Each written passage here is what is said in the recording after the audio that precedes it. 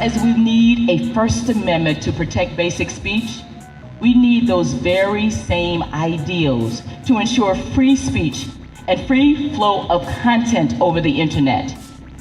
Net neutrality is the First Amendment for the internet. And so the attacks on the internet and the attacks that I think are just the same in many ways on our ability to vote are all aligned with being able to take away people's ability to be heard and visible and counted. Before Black Girls Code, when you would just go to any search engine and put Black girls, you would be surprised at what ugly things would come up. It would say Black girls ugly, Black girls stink, Black girls dumb. Right now, if you put Black girls, the top 3 things that will come up is Black Girls Code. It's changing the narrative of who you are and what we can be. On the heels of Trayvon Martin and Mike Brown's cases is when we launched Black Men Smile, hashtag Black Men Smile, because it was clear that in those cases, those young men were the victims who were somehow flipped into being the villain. Mainly because there were 3 things that the Black male had been identified as and confined within in terms of imagery.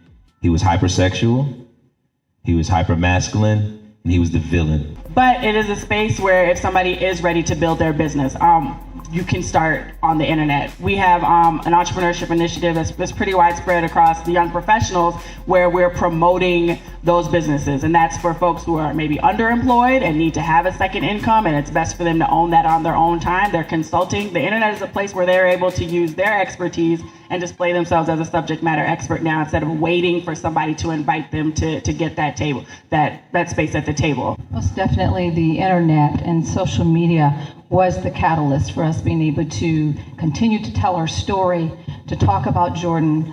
It elevated our story because we know disproportionately within our own communities, these tragedies are happening all the time. And had it not been for that, slowly but surely our story would have died. But it's through Color of Change we actually wrote about our story.